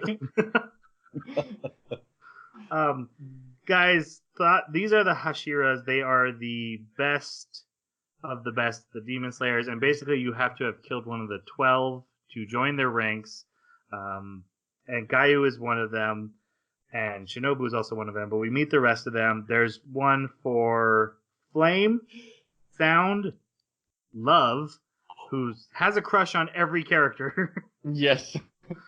Stone, Mist, who I personally like. Serpent, Wind. Yeah, there's a serpent and then a wind. I wrote all their names down. Were there any that specifically stood out to you guys? It just was odd that they decided to do this quid pro quo, I guess. Like, you've got the 12 bad demons, but now you've got the 9. Yeah, the 9 to go against them kind of thing, and it's like, I don't know, it felt pretty tropey. But I liked all the characters themselves. I thought they all had brought something interesting to the table. It is going to be interesting because the numbers kind of shift a little bit after that last episode, and it leaves a lot of room for good guy deaths, which could be interesting, what they decide to do with that there. Also, one other thing I was wondering about is when they talk about the Hashiras and how they got in their position, they do mention that like killing one of the 12 is important, but they also say these are the ones that have trained to death and then come back from death or beat death or something like that. And even though we also find out that this is like the 97th leader, right? So like this has been going on for 97 generations, or at least. Yeah, I wanted to ask you guys about that. Yeah. So I am so confused about the history of this, and like these Hashiras. Clearly, I mean, also the old guy that was training Zenitsu, and also the guy that was training Tanjiro. Both of them were Hashiras. Yes. Of previous generations. So like I'm so confused about like the layout of the story. I did like these characters though; they were entertaining. It was like Pokemon. The question I Pokemon have elements. is this 97 generations all just trying to beat Muzan? And in which case, when the master's like, I'm going to beat him, I'm like, dude, Yeah, I don't probably think you not. are. I feel like he's got this on lock. Yeah. Ren Goku, I think, is going to be very important. He's the fire guy, or not, he's the flame guy. That turns out to be a very important distinction. He's going to be featured heavily in the next arc, so it'll be interesting to see. And he seems very ambitious and like bright-eyed.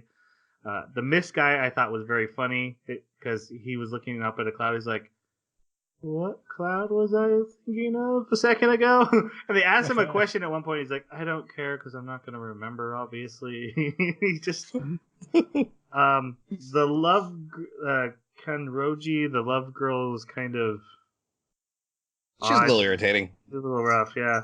The stone guy also always crying and depressed about everything was rough. I did really like Shinazugawa, who we meet here. He's Baku. He's like a Bakugo, but I'm really interested into what his backstory is because I'm wondering if I have a feeling with this anime we're going to turn out he's like a really really good guy, and we're going to find out he had really good reason for his actions here, but he's clearly made to look like the worst. So all these elite are standing around Tanjiro asking him questions, and they're like, "Yeah, we're probably going to kill you, just so you know. We should totally kill him, right? Do we even need to wait for the trial? He clearly broke the rules." And then this Shinazugawa guy shows up. He's holding Nezuko's box out in the daylight, and he starts stabbing his sword into it, and being like, "Look what I'm doing!" And Tanjiro, who's bound, gets up and runs at him. Gayu calls out to stop, and Tanjiro goes and headbutts this guy straight into the ground. And everyone's like, did he just headbutt one of the elite? Mind you, Tanjiro is still like suffering injuries. Like he still has a broken jaw. Yeah. Of course, we know broken things don't really slow him down. They don't really matter in this anime. Not if you breathe correctly. Yeah. The master then does make his appearance, and he basically says, "Guys, I've known about this the whole time. This is a demon who has never eaten a person, and I'm asking you all to be okay with this." And basically, other than one or two, they're all like, "No, that's the worst thing you could ask of us. There's no way we'll ever be okay with this." He pulls out the letter from Tanjiro's teacher and reads it, which is basically, if she ever kills a single person, Tanjiro, the master, and Gayu will all commit seppuku and kill themselves. Which I don't think I've ever heard this argument in an anime before, but I loved how one of them pointed out, it's like, okay, if they all kill each other, so what? The person that the demon ate still is dead. We can't bring him back. Like, what good does this do? And I was like, that's an interesting point, because that seems to be a common thing as assurance. It's like, oh, well, I'm so sure of this thing that I'll kill myself if anything goes wrong. It's like, right, but that didn't prevent the thing from going wrong. Yeah, but I like the master's rebuttal, which is they can't prove she won't, but you can't prove she will. And what are you willing to put on the line if you're so sure? Yeah. Well, I really liked where that basically went. Yep. Yeah, and then Green Sword guy is like, okay, well, I'm going to prove it right now. Which, so to set this up, to explain, he takes her in, he stabs her again, and he cuts his own arm and is like, okay, I'm going to get her to attack me. He's like, oh, come on, demon, you know you want it. And has her come out of her box. When I watch these animes, I try to watch only a few episodes at a time because I have to take notes, and it gets tiring to write all down on my notes. So 1 or 2 episodes a day if things are on schedule, 3 or 4 if I messed up. So I don't do long bursts. This is where I had to end for the day. I had to go make dinner, and it was like, okay, I'd set aside time for the rest of the episodes the next day. I was like, I want to know what was going to happen. I know Nezuko is not going to fail the test, but I wanted to know how she was going to pass the test. This was a great cliffhanger. Yeah. One of the best I've seen in a while. I honestly was reaching for the remote to turn on the next episode. I had to remind myself, no, you've scheduled watching this for later. You can't watch right now. Yeah, because even in that cliffhanger, she stands up out of the box and she's drooling. And Tanjiro breaks his bonds. He gets out of the grip he was in by the snake guy. Yeah, I didn't buy that. But Nezuko does resist attacking. Now, her hypnosis does come into play. She does remember her family. But it does still imply that she was desiring the blood in front of her. Yes. Mm-hmm. Which I like. Because we had talked about that last time, that we thought that would be a really cool aspect of this character, that there's always this pull of wanting to give in to the desire of being the demon, but that they used that hypnosis and kind of took that away. So it did kind of feel like they were using both here at the same time.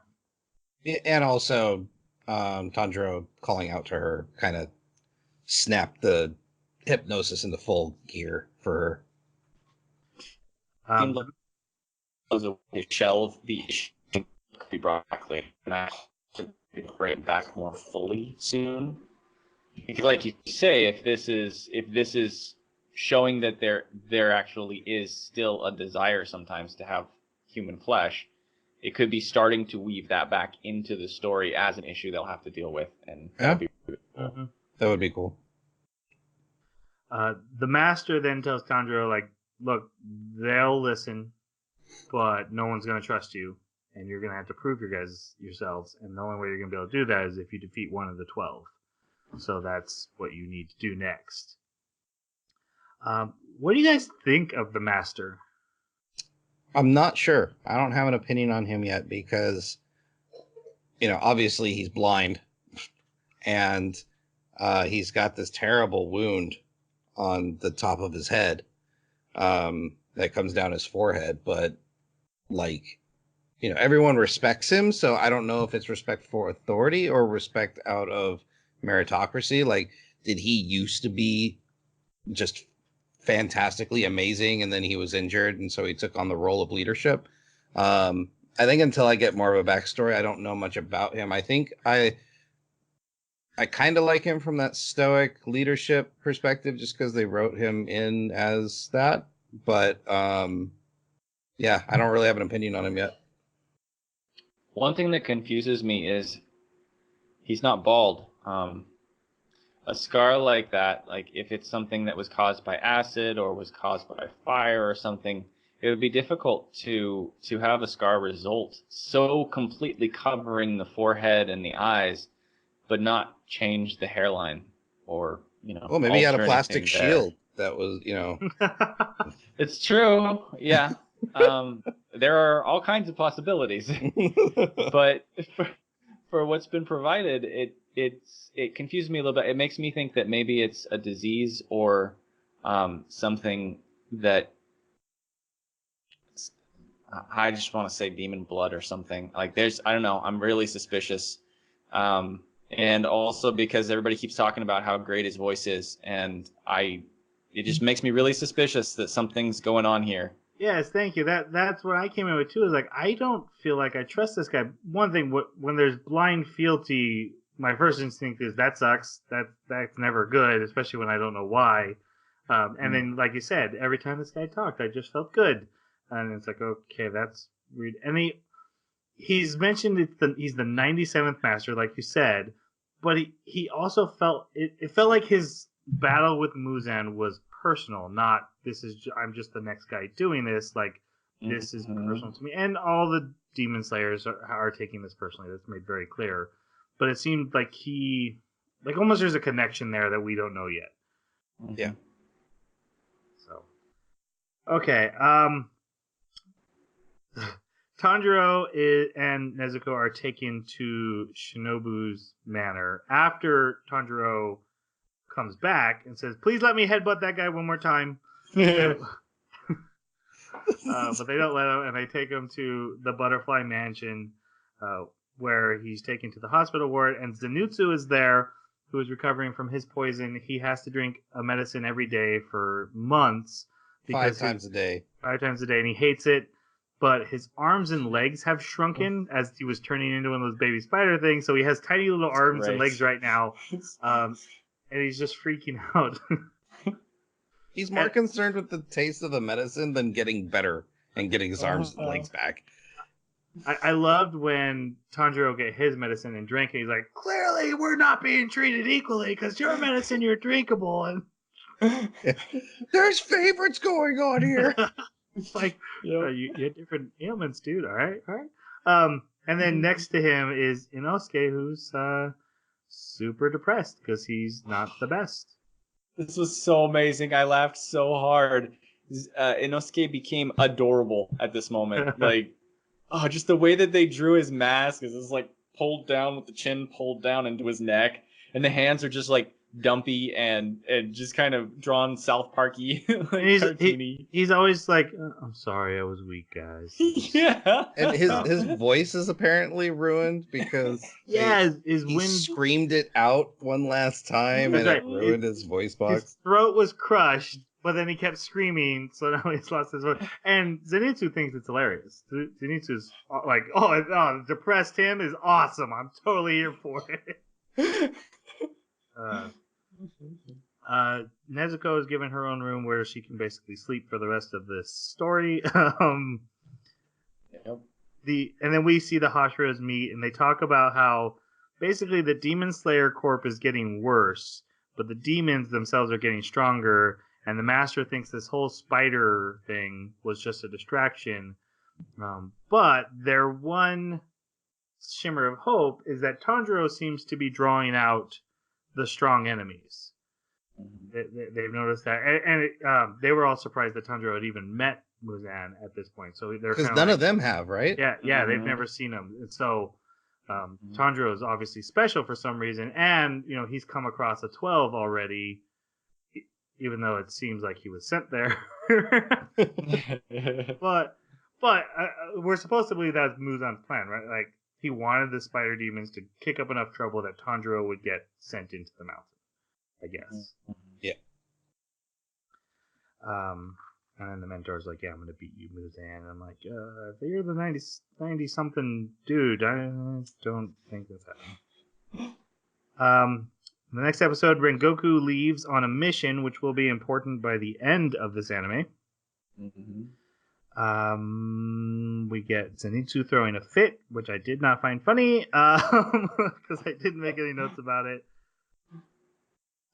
What's really weird, okay, I assumed, he clearly had a name, but I assumed nameless guy in the forest they kept running into during this whole spider arc was just red shirt, right? And he shows up here and is like, hey guys, I survived, I'm a character, apparently. I was super surprised at that too. I'm like, okay. Yeah, that was really cool. Did not see that coming. Excuse me.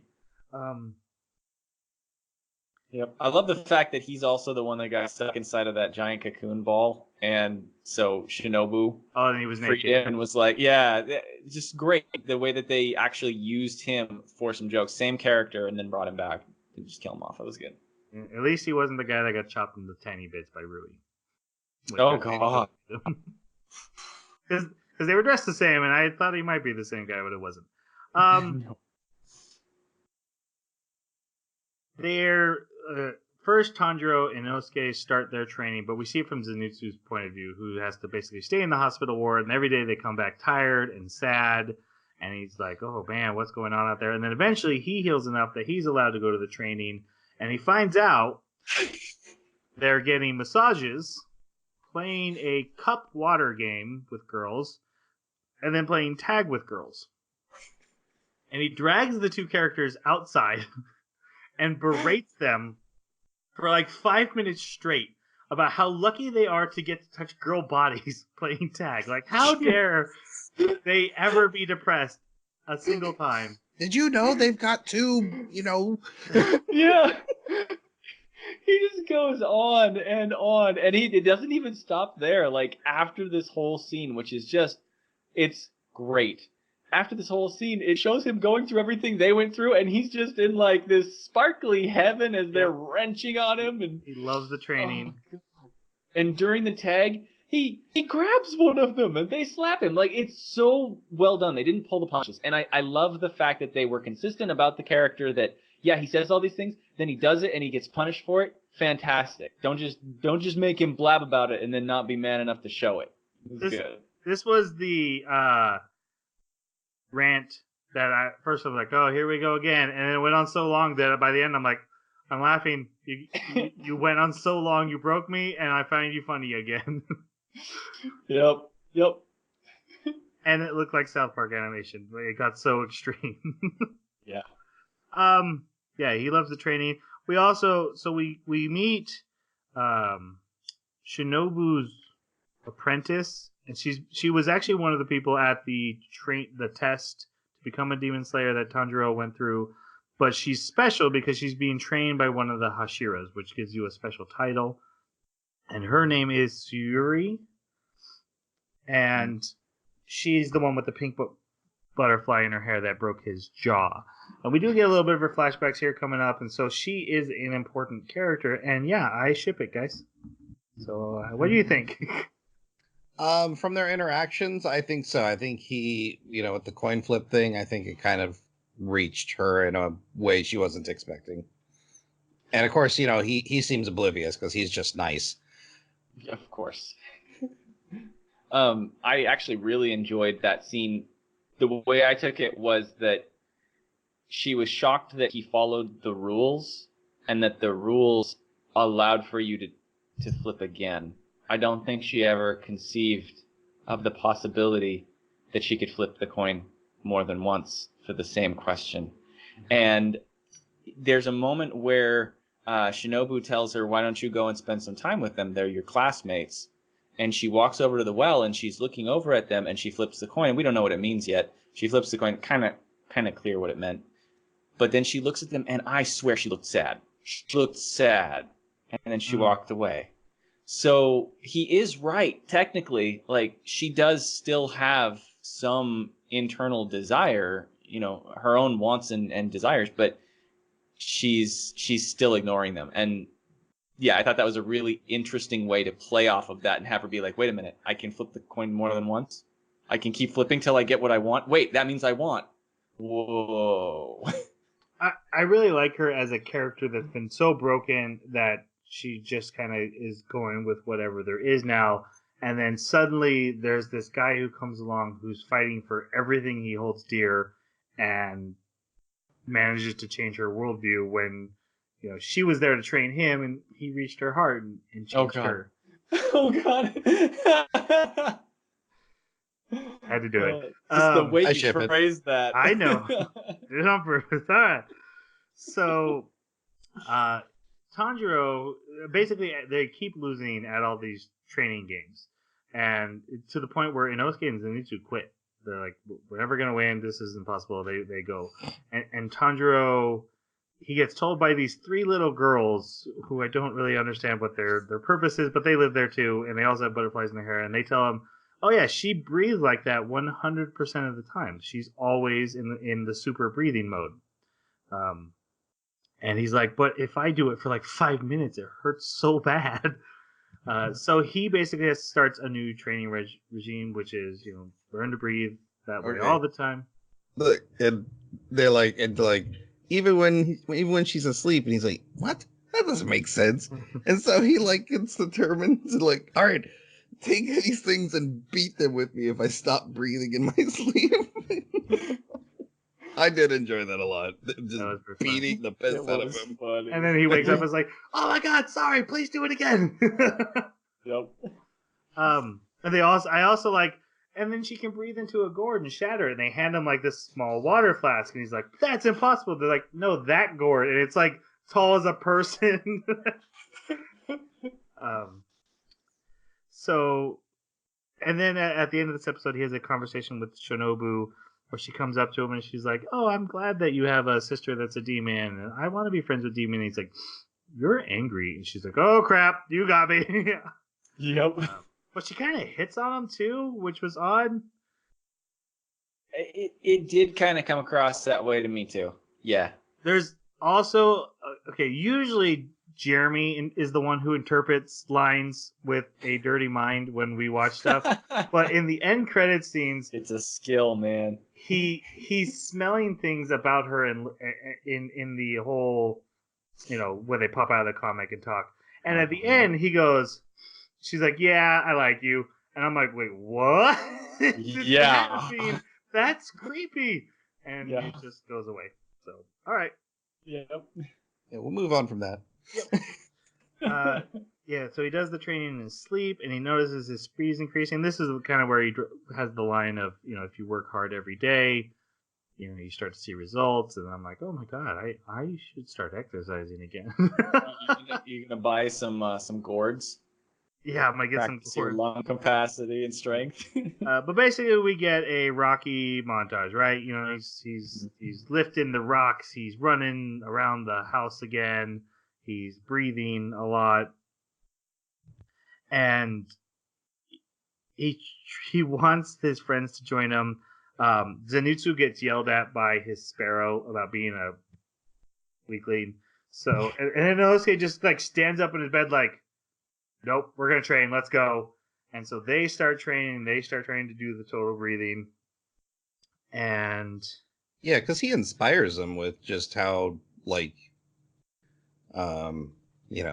not stalwart, but persistent that he is. Yeah, and how much progress he's made too is really making a difference. There's one moment where it almost looks like they're afraid of being left behind because he breaks one of the gourds, and then it shows that the two of them are watching him, and they turn and look at each other and go, "Crap!" No, there's only one way to interpret that. I thought they were gonna say like they went off to do their own type of training that benefited their combat, but it turned out they were just laying in bed. Like, yeah, they were. There was the after credit sequence where they did the secret, and she's like, "Yeah, somebody's eating all the candies, and somebody's messing around in the forest," and it shows that that's what the two of them are doing. And it also shows in the next episode when they're like next to the door, and Zenitsu's got like food on his mouth, and so it's pretty clear that they're just goofing off basically. Yeah. They get their new swords after the sword guy tries to murder Tanjiro for breaking it.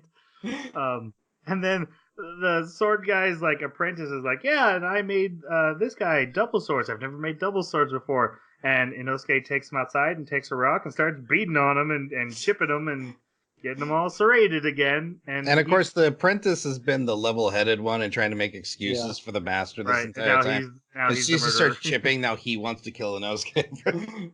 My swords! Yep. Tanjiro finishes the montage. He wins the tag. He wins the cup game. And this is where he asks Shinobu about fire breathing. She's like, yeah, nobody does fire breathing. We have flame breathing, but fire breathing is special, and that's why we're not allowed to use that word. Like, we can't call what we do fire breathing ever because that's something different. But she tells him, hey, you should talk to Rengoku, and she also tells the master about this, and so the master's like, hey, I'll send you on a mission with Rengoku. Let's get this all squared away. It's really convenient. How dare you? Right in episode 26. Wow. And then episode 26 comes, and it starts with the lower 12 being summoned by Muzan to the coolest room I've ever seen. It's like this giant... It's like the spinning mansion we already saw, but it's its own dimension, and it's constantly in flux. And there's one demon that seems to be able to control it with her guitar thing. And she's like number 2. She's like the number 2 of the 12. And it's funny because we're like focused in on one particular of the lower demons, and he's like, oh, it looks like I gotta go over there, and then we hear the twang, and then like 3 of them are around him. And this woman appears before them, and they're like, who's that? And the woman starts talking, and it's Muzan. And they're like, oh my god, he decided to look like a woman. I forgot he can shapeshift. Oh god. But guys, we need to talk about Muzan again, because this scene, like I was saying in the pre-show, completely changed my perception of him. I had seen him as like a patient zero that was spreading a disease and was just kind of surviving in this new world. Now I think he's Dracula. He's like, I'm the demon god of this world, and nothing can stop me. This put him in a completely different power level. Mm-hmm. It seems that if he gives you his blood, he obviously has direct control over you, because I mean we've seen that with other demons. But he can also apparently take it back along with all of you. Mm-hmm. And when they say he can shapeshift, he can turn into the blob tentacle monster and just Cthulhu, the kind of thing, eat you up. Yeah. And he can kill demons. And he can teleport to where they are, apparently, because that one ran far enough away. He thought he was sure, and he thought he was safe. And then, nope, your head is in his hand. Because he said the guitar never twanged. How did I get back here? Yep. So, no, this felt very mob bossy. Like, yes. You 5 stink so bad. I need to replace all of you. So, bye. I'm just going to eat you. I loved how they do it though, because we see like one demon and like in his head he's like, oh crap, this is bad, and then Muzan's like, why is it bad? Oh crap, he can read in my head. Yes, I can. Why is it bad? It's not bad. You're lying. You're dead. Oh, I'll be okay. I'll help. I'll be better. Just give me some blood. You're ordering my blood. I'm not. That's not what I'm doing. Are you saying I'm wrong? What I said? Oh my god, you're just gonna murder. And then the last guy's like, oh yeah, you're totally gonna kill me. And you know what? It's cool with it. And he's like, that's what I wanted to hear. He's like, thank you for leaving me last. I actually, I'm so thrilled that I'm going to be able to be killed by you. And I got to hear the death screams of all the other lower 5 demons. So Muzan gives this guy blood and is like, you go kill the kid with the earrings. That's right. Actually, he says, if you survive this acclamation, then go do this. And then I will acclimate you again with more blood. And then they teleport this guy away. He lands in the street, and like his mind fills with visions of Tanjiro. Like he knows who Tanjiro is now, which was interesting. More than just blood got transferred. Yeah. But again, we haven't really seen the villain the whole time, and this just made him way scarier and way more threatening than before. And now I'm like, okay, this is way better than a Frieza villain or anything we've seen before. This is so cool. Mm-hmm. Mm-hmm. It reminded me of Castlevania Dracula, to be honest. All right. So do you think that his wife and daughter are even really his wife and daughter, or do you think that they're like shapeshifters or something too? Yes, but I also think that's not his only family. Like like when he appeared as a woman, I'm like, do you have multiple identities all over Japan that you could just go to and like, I have a family where I'm the mother here, and I have a family over here where I'm the father, and I'm a bureaucrat here, and I'm a politician here, and yeah, that would be really interesting. Cause I was just wondering, why did you choose to appear as a woman? And the only thought was that's what he was in when it was time to call this meeting, which means he was being someone else at the time than what we're used to. Dude. Yeah. Okay. That's cool. They get their new mission, which is basically to go to the train and help Rengoku with the mission he was already on, because the killings are still happening. And then Inosuke thinks the train's some sort of god spirit. And then Tanjiro's like, but it might be a nice spirit. And Zenitsu turns to him, he's like, it's a train. you country bumpkin. even Tanjiro didn't know what it was. Didn't stop Inosuke from headbutting it. Yep. And then the police see they have swords. Which I liked, because we had talked about this, and this is the first time they clarified. The world doesn't know about the demons. We can't be walking around with swords. It's not that time in Japan anymore. And we're not sanctioned by the government, and no one knows what we're doing. This is all Black Ops wet work. And Inosuke puts his swords in his trousers. Oh my god. Like, we have to be incognito. That's so great. And he turns around like, look at this, guys. Like, you're not wearing clothes. That doesn't do anything. Okay. And then, they have to jump on the train. So we see when Goku's already on the train, they jump onto the back, and then we see the demon that was just powered up has also arrived. And that's the end. And then after the credits, it says, hey, this arc will be featured in a movie. So I have to ask you, Troy, because you complain about this a lot, about Shonen having movies that have nothing to do with the plot and they're completely meaningless. What do you think about this coming before season 2? Super excited, because it's not filler at all. This is I'm assuming this is an actual arc from the original story, the manga, and so that's fine. Okay, so You're glad about that. Okay. Yep, if that's I don't care how they choose to tell the story as long as it's not filler, so that when I watch it, everything has to be reset back to zero, so that the anime doesn't get affected.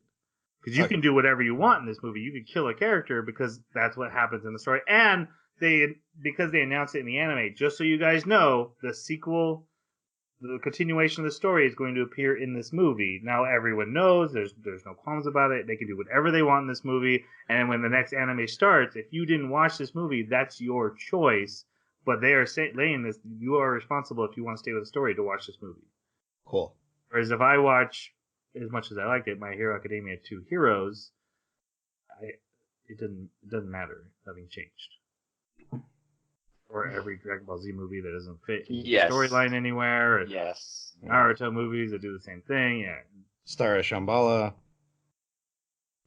I don't know what that one is. It's a Full Metal Alchemist movie that just didn't matter. Or Brotherhood that's in the middle. Yeah, that doesn't change. But literally, like, everything that happens in it is inconsequential. It doesn't help them learn anything new. They don't get any sort of power up for the rest of the story. Like, yeah. But as I've said before, Conquerors of Shambhala, the original Full Metal Alchemist movie, was an actual sequel, and what happened in the story was permanent for the characters. So it's like just more time with the characters is all it is.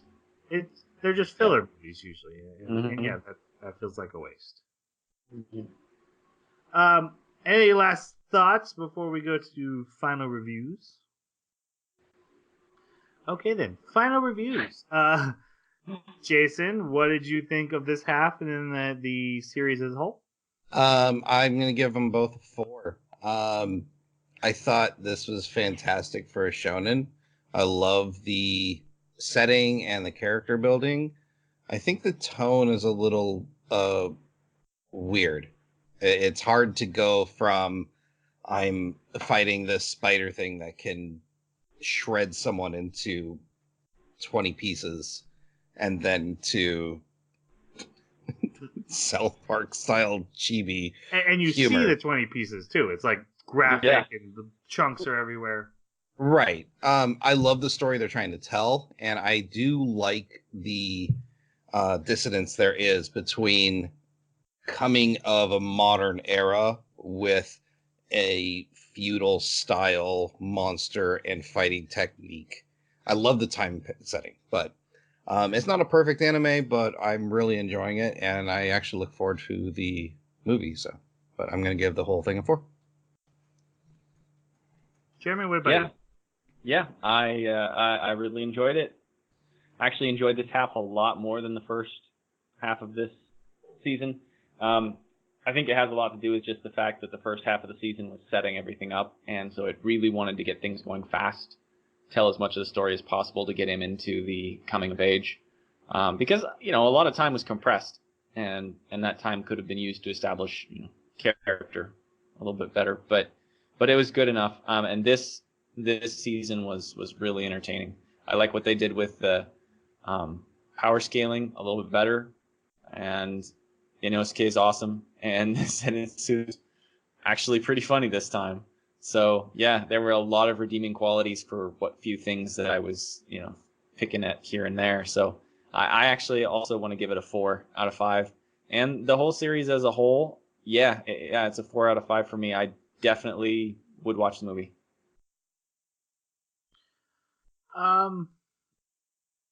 A 4 for me and a 4 for the overall. I think it's really good.